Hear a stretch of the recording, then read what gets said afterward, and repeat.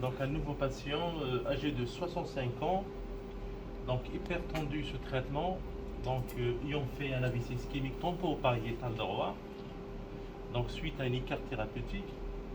Donc temporopariétal droit, c'est le territoire de l'artère cérébrale moyenne, ce qu'on appelle l'ancienne appellation sylvienne, l'artère sylvienne.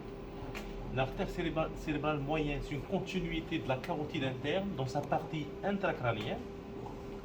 Donc on a fait l'échocardio, on trouve une cardiopathie hypertensive, la fonction systolique conservée. Et sur le plan de la cinétique elle est correcte, globale et segmentaire. Donc on a complété notre examen cardiovasculaire par l'examen de transfert aortique. Donc on a commencé par le côté droit. Donc voici la carotide commune. La carotide commune, donc, elle est infiltrée. Il y a une surcharge athyromateuse modérée, diffuse.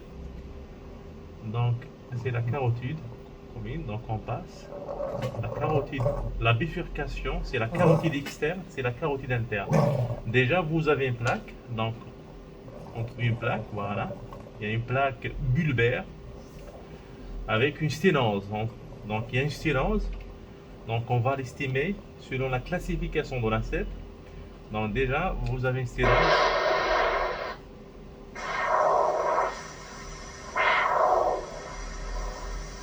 Donc il a bougé, malheureusement. On revient. Il s'agit d'une plaque icogène.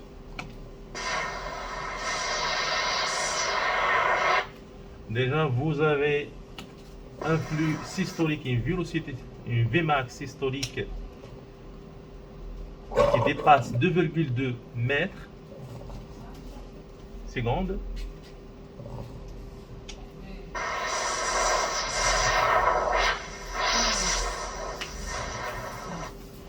Ici, déjà, vous avez 3,7. Donc, il s'agit d'une sténose serrée, hémodynamiquement serrée. Donc, on va prendre les mesures de la plaque. Il s'agit d'une plaque icogène à surface régulière. À surface régulière. De combien? De 4,2 d'auteur, étendue sur 16 mm. Donc, selon la classification de l'ACET, on va calculer. Donc, on va prendre le diamètre selon la classification de l'ACET. C'est 5,1.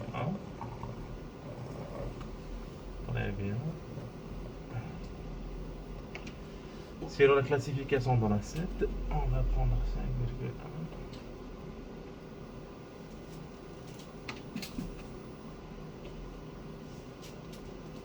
Donc déjà vous avez, elle est estimée à 81%. Donc il s'agit d'une sténose carotidienne serrée. Donc un traitement médical optimal est indiqué dans cette situation, mais c'est une indication d'une endartalectomie, c'est-à-dire il faut qu'on enlève cette plaque pour éviter une récidive. C'est vrai, on ne trouve pas des signes de vulnérabilité de plaque. Donc il n'y a pas de signe de vulnérabilité de plaque. Donc il ne s'agit pas d'une plaque fissurée. La surface, elle est régulière. Donc il n'y a pas de, ce n'est pas une plaque hypocogène. Il n'y a pas d'hématome intraplaque. Donc il n'y a pas de signe de vulnérabilité, mais il s'agit d'une plaque à opérer, à enlever. On voit la carotide externe.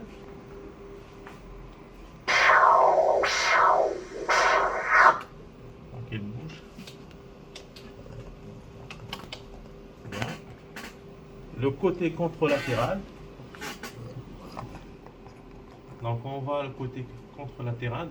Donc il y a une surcharge athyromateuse circonférentielle, mais il n'y a pas de sténose. Donc il est agité. Et par la suite, on va compléter notre examen par le Doppler transcrânien.